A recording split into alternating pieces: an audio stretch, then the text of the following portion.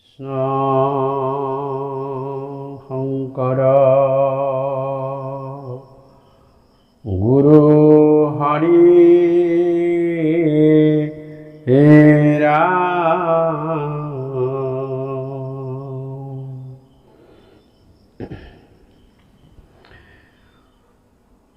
পৰীক্ষিতৰ ওচৰলৈ সুখদেৱৰ আগমন।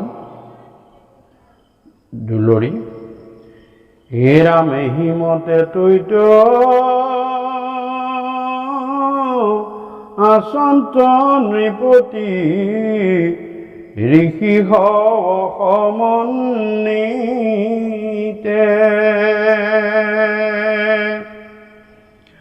ফুৰন্তে ভ্ৰমন্তে ব্যাসসূত সুকে মিলিলয় আশিত হিতে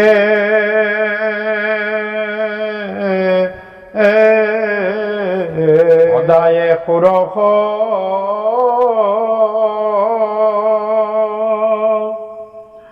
বৰিষ প্ৰমাণ হুকুমাৰ মহাবেশ শ্যামল শৰীৰ শিৰসতাকৃতি নীলয়া কুঞ্চিত কেশ ভ্ৰুৱ সুললিত আয়ত লোচন যেন পংকজৰ আখি উন্নত নাসিকা সুন্দৰ বদন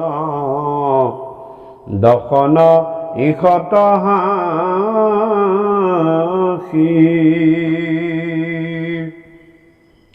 হে ৰাম সমৰুচিকৰ কৰ্ণ কম্বু কণ্ঠে দেখন্ত চিত্ত সন্তুষ্ট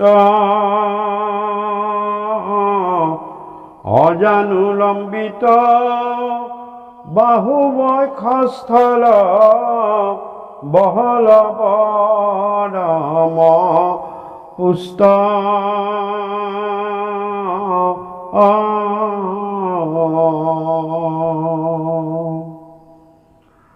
কৰ কিশলয়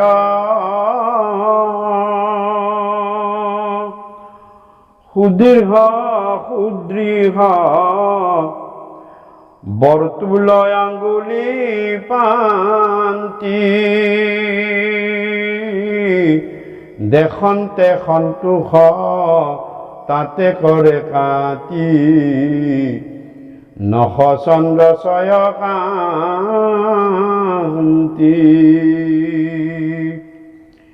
সিংহবন্ধ স্কন্ধ সুচন্দ উদৰ দেখন্তে মিলে সন্তোষ সুগম্ভীৰ নাভি চাৰু জানু জংঘা চৰণ পংকজ কুশ ৰত্নৰ শলকা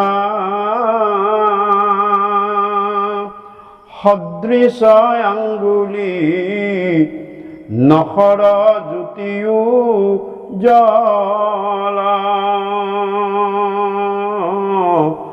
মহামনোহৰ ৰাতুল কোমল দেখি দুয়ো পদ তল কৃষ্ণৰ শৰীৰ অৰাম সদৃশ সাক্ষাৎ কৰন্তে আছে প্ৰকাশ কুটিল কুন্তল শোভিতি লম্বিত বস্ত্ৰহীন দিগ বাস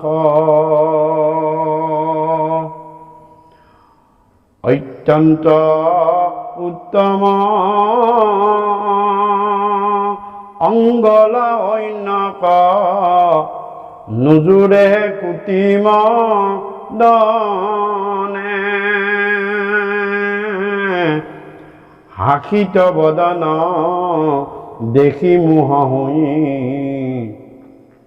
বেৰিপুৰৈ নাৰী গণে হীৰাম বাতুলহ বুলিয়া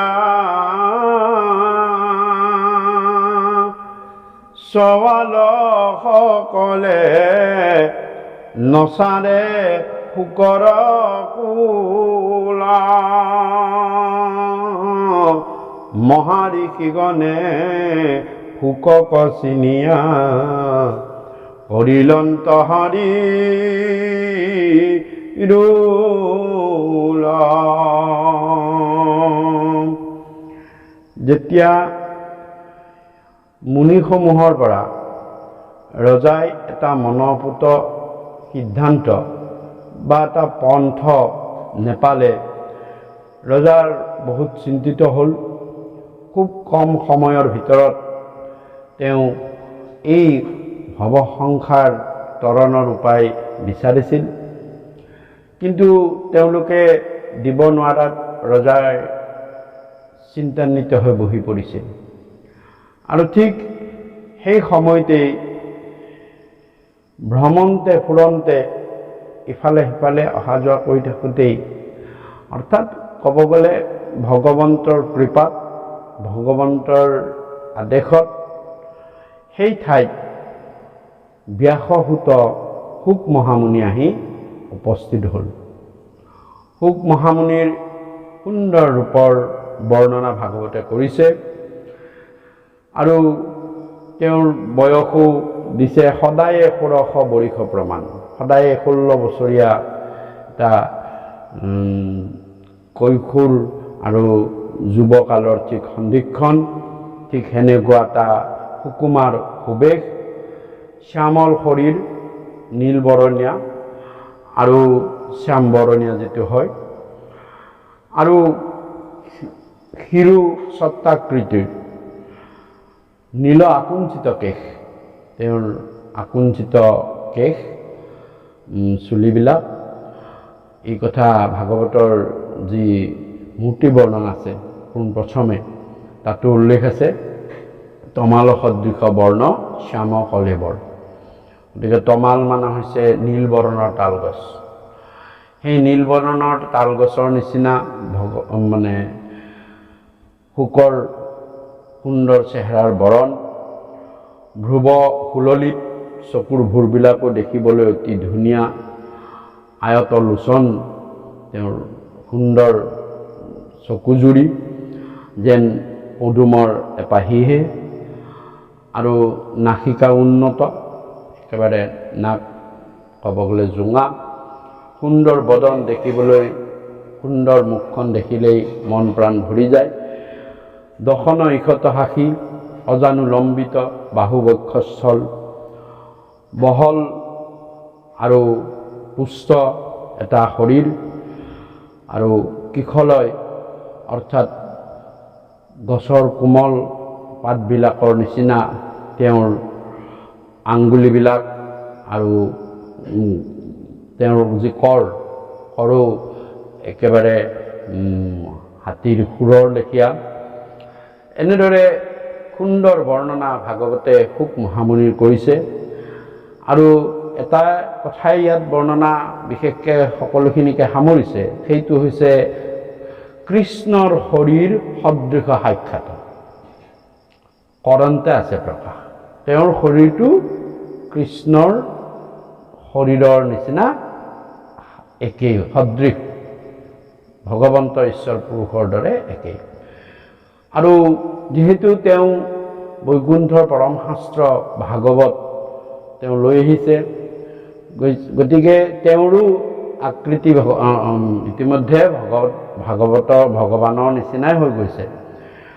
গতিকে সুন্দৰ সেই সুবেশ ব্যাসসূত শুক মহামুনি, অময়া শুক মহামুনি, যি মায়াহীন, সেইকাৰণে ইয়াতে এটা কথা লিখিছে যে বস্ত্ৰহীন দিগবাস, তেওঁৰ মায়া নাই কাৰণে তেওঁ কোনো বস্ত্ৰৰো প্ৰয়োজন নাই। তেওঁৰ সুন্দৰ সুবেশত নাৰীসকলৰো মোহ যায়, নাৰীসকলেও তেওঁক দেখি মনটো তেওঁলোকৰো মন ভাল লাগে। আৰু সৰু সৰু ল'ৰাবিলাকে, বালকবিলাকে তেওঁক বাতুল বুলি, যে এনেকুৱা কাপোৰ কানি নোহোৱাকৈ আহিছে, বাতুল মানে ক'ব গ'লে পগলা নিচিনা বুলি ভাবি তেওঁৰ কৃষ্ণেৰে ইয়াৰ কথা লিখিছে। আৰু সেই বেশত যেতিয়া শুক মহামুনিয়ে আহি সেই ঋষি সমাজৰ মাজত উপস্থিত হ'ল, তেতিয়া সকলো ঋষিয়ে, তাত সমবেত হোৱা সমস্ত ঋষিয়ে শুকক চিনি পালে। চিনি পাই সকলোৱে শুকক বহি থকাৰ পৰা মানে থিয় হৈ সম্ভাষণ জনালে। আৰু ঠিক শুকক দেখাৰ লগে লগেই আসনৰ পৰা মানে ৰজা পৰীক্ষিতো থিয় হ'ল। আৰু সকলো ঋষিয়ে শুকক দেখাৰ লগে লগে হৰিধ্বনি দিবলৈ ধৰিলে। হে ৰাম আসনৰ পৰা উঠিতা অক্ষণে, কৰিলা সবে সাদৰ, অৰাম মাথাত কৰিয়া সুবৰ্ণ আসন, অয়ানি দিলানি পবৰ,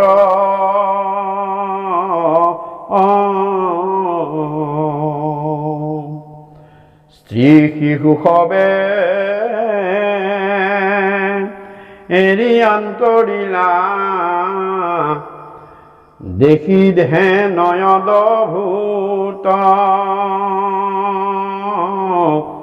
কৃষ্ণকে সেমনে বহিলা আসনে, মহামুনি ব্যাস সুত,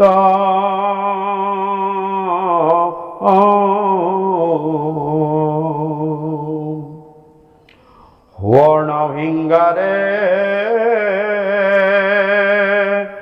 পখালিলা ভৰি, পাদুদ কদৈলা মাতে, গন্ধ পুষ্প ধূপে দীপে উপহাৰে, পূজিলা পৃথিৱী নাথে,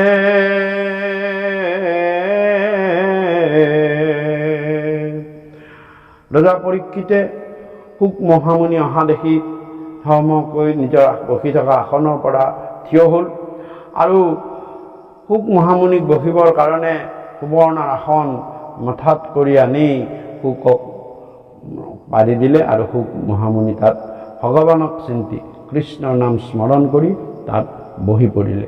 এনেকুৱা আচৰণ ঋষিসমূহৰ লগতে ৰজাৰ দেখা পায় শুকৰ পিছে পিছে যিবিলাক তিৰোতা আৰু যিবিলাক সৰু সৰু ল'ৰা ছোৱালী আছিলে, সিহঁতে আঁতৰি গুচি গ'ল যে আমি এইজন কোন সুন্দৰ সুপৰেশ বুলি তেওঁৰ সেই সুন্দৰ ৰূপ লাৱণত আমি মোহিত হৈছিলোঁ। আৰু ল'ৰাবিলাকে ভাবিলে আমি পগলা বুলি ভাবিছিলোঁ, কিন্তু নহয় দেখোন, এওঁ দেখোন মহামুনি।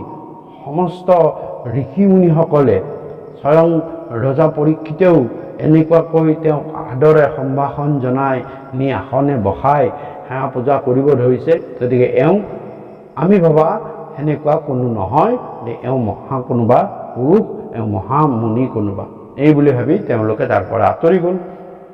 ৰজাই সুবৰ্ণ ভিংগাৰ আনি তেওঁৰ চৰণ ধুৱাই দিলে, পাদুদক শিৰত তুলি ল'লে, গন্ধ পুষ্প ধূপে দীপে শুক মহামুনিক ৰজাই পূজন কৰিলে। আৰু কৰাত তেওঁ কি কৰিলে,